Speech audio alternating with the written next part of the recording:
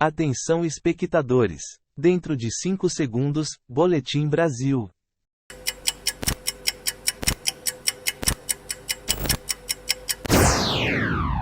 Foragidos da penitenciária de Mossoró retornam a presídio após serem recapturados no interior do Pará.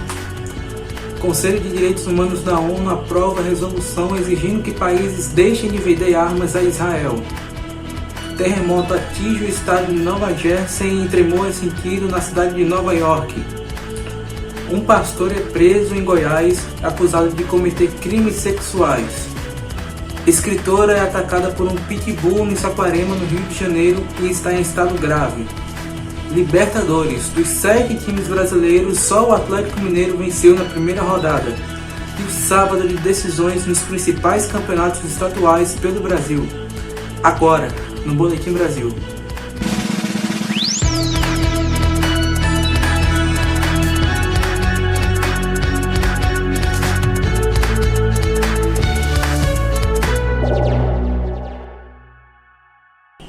Boa noite. Fim da caçada aos fugitivos de Mossoró. Após a captura, a dupla retornou para o presídio de onde fugiram na madrugada de hoje.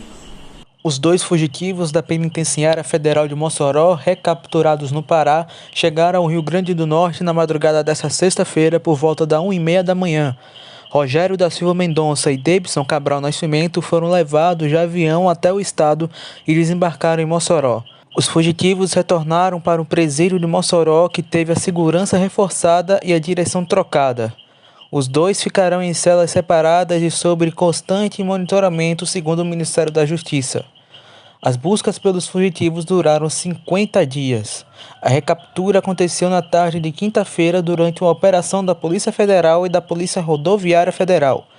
Rogério e Davidson fugiram da Penitenciária Federal de Mossoró no dia 14 de fevereiro, uma quarta-feira de cinzas. Os 2 presos, originalmente do Acre, estavam na unidade de Mossoró desde setembro de 2023 e são do Comando Vermelho. A fuga dos detentos foi a primeira registrada na história do sistema penitenciário federal, que inclui ainda as penitenciárias de Brasília, Catanduvas, no Paraná, Campo Grande e Porto Velho. O Conselho de Direitos Humanos da ONU aprovou uma resolução que exige que os países deixem de vender armas a Israel. O Conselho de Direitos Humanos da Organização das Nações Unidas, a ONU, aprovou nesta sexta-feira uma resolução pedindo que os países deixem de vender ou repassar armas e munições a Israel. O texto recomenda ainda que governos interrompam também qualquer operação comercial com Israel que envolva equipamentos militares. O Brasil votou a favor da medida. Países europeus como o Reino Unido e a Alemanha vendem armas ao governo israelense. O Conselho de Direitos Humanos da ONU é composto por representantes de 47 países. Na votação desta sexta, 28 deles votaram a favor da resolução, entre eles China, Luxemburgo, Malásia e África do Sul, além do Brasil. Alemanha, Estados Unidos, Argentina, Paraguai, Bulgária e Malawi votaram contra.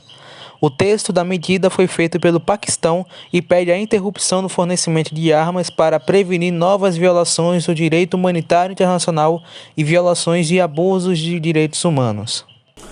Um terremoto de 4,8 de magnitude atingiu nesta sexta a região de Nova York, nos Estados Unidos.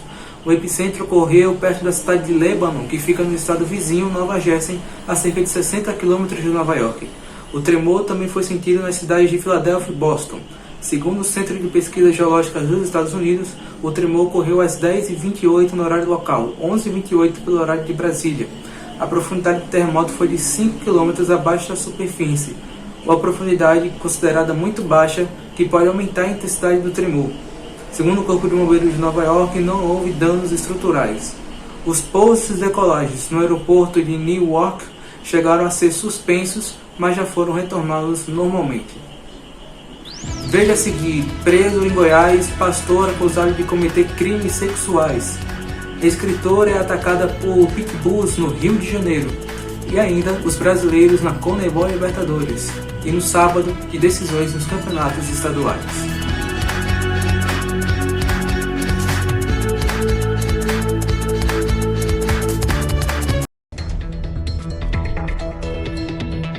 A edição tem a missão de levar para você os principais erros da TV e da internet.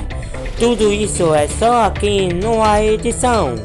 Todo sábado às 8 da noite. Não perca a edição. Só aqui no canal João Victor Liberato Oficial.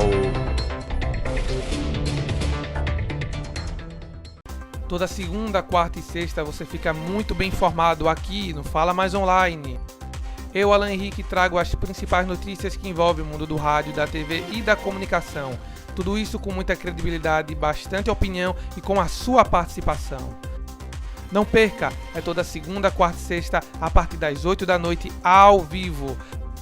Acesse nosso site, se inscreva no canal e siga nossas redes sociais.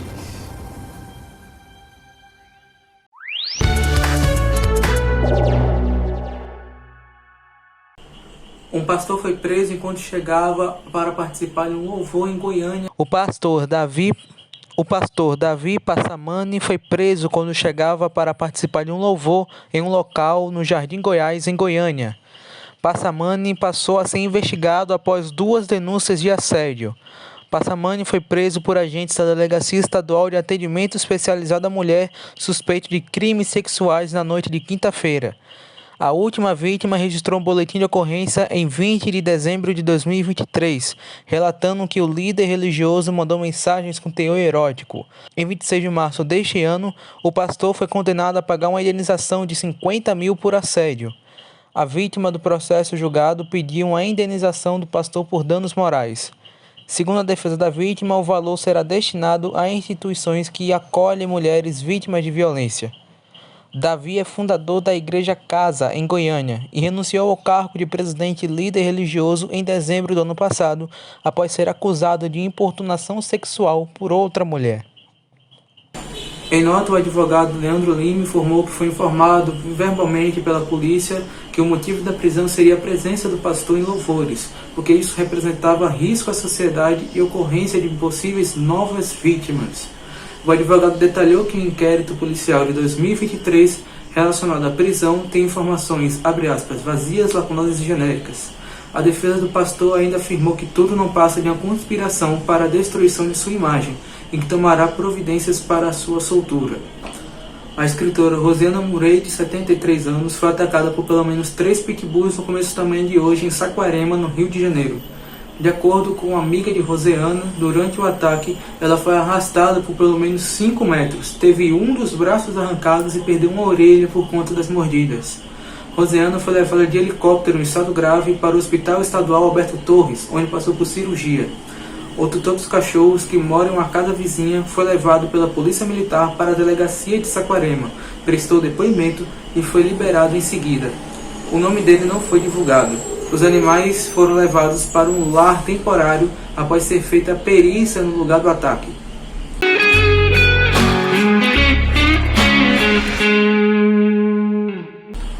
Conmebol Libertadores. Na noite de ontem, 2 brasileiros entraram em campo pela competição.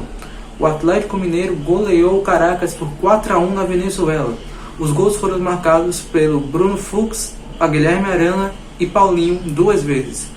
Dani Pérez descontou para os venezuelanos. O Galo foi o único time brasileiro que venceu na rodada de estreia da Libertadores. O outro brasileiro que jogou ontem pela Libertadores foi o São Paulo, que perdeu para o Talheres da Argentina por 2-1 em Córdoba. Os gols do time argentino foram marcados por Ramiro Rodrigues e Rubem Bota. Luciano descontou para o tricolor. O São Paulo volta a campo na próxima quarta contra o Cobresal do Chile, no Morumbi. E o sábado será de decisões pelos principais campeonatos estaduais pelo Brasil. Em Minas Gerais, a disputa entre Cruzeiro e Atlético está em aberto. No primeiro jogo, na MRV Arena, o Atlético chegou a abrir 2-0, mas o Cruzeiro conseguiu o empate. No Campeonato Carioca, o Flamengo está muito perto de conseguir o título. O time venceu o Nova Iguaçu no jogo de ida por 3-0, obrigando o Nova Iguaçu a conseguir uma virada histórica sobre o time no Maracanã. Um outro time que está em uma situação confortável é o Sport, que na primeira partida da final do Pernambucano venceu o Náutico por 2-0 nos aflitos. O Náutico, que trocou de técnico esta semana, vai precisar jogar tudo e mais um pouco para reverter esse resultado no Arena de Pernambuco, que promete estar abarrotada de rubro-negros. No Campeonato Gaúcho, Grêmio e Juventude empataram o primeiro jogo em 0-0. O Grêmio não ganha o Gauchão há 6 anos. Já o Juventude não ganha desde 1998. No Campeonato Baiano, o primeiro jogo foi cheio de emoção. O Bahia vencia o Vitória por 2-1 até os 43 do segundo tempo, mas o rubro-negro baiano virou para 3-2 e quer segurar o resultado na Arena Fonte Nova. No Cearense, Vitória e Ceará empataram em 0-0 no jogo de ida e a disputa está indefinida. No Paulista, o Palmeiras conta com a força da sua torcida para virar o resultado desfavorável no primeiro jogo. O Alviverde perdeu para o Santos por 1-0 na Vila Belmiro. O Peixe busca o título para dar forças para começar a caminhada na Série B do Campeonato Brasileiro. Veja agora o que de mais importante aconteceu nessa semana no resumo da semana.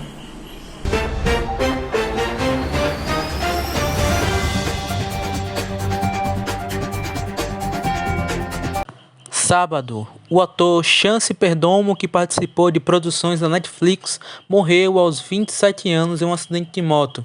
Ele atuou nas séries O Mundo Sombrio de Sabrina e Gen 5.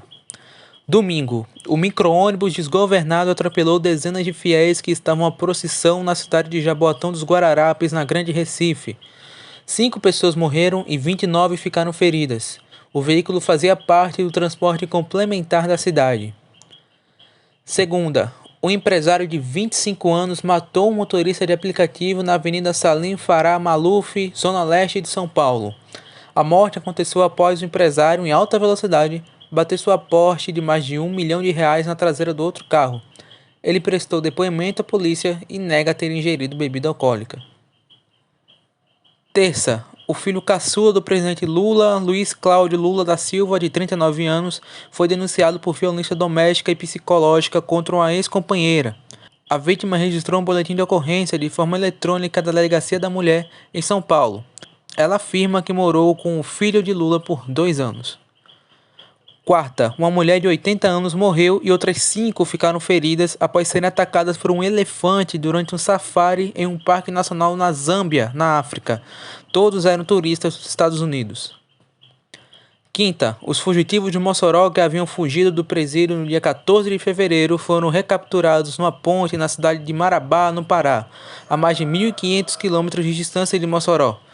As autoridades afirmaram que eles planejavam sair do Brasil. E assim nós encerramos essa edição do Boletim Brasil. Nos siga no Instagram, que está aparecendo aí embaixo na tela. E se inscreva nesse canal e também no canal principal. Uma boa noite para você e um ótimo fim de semana.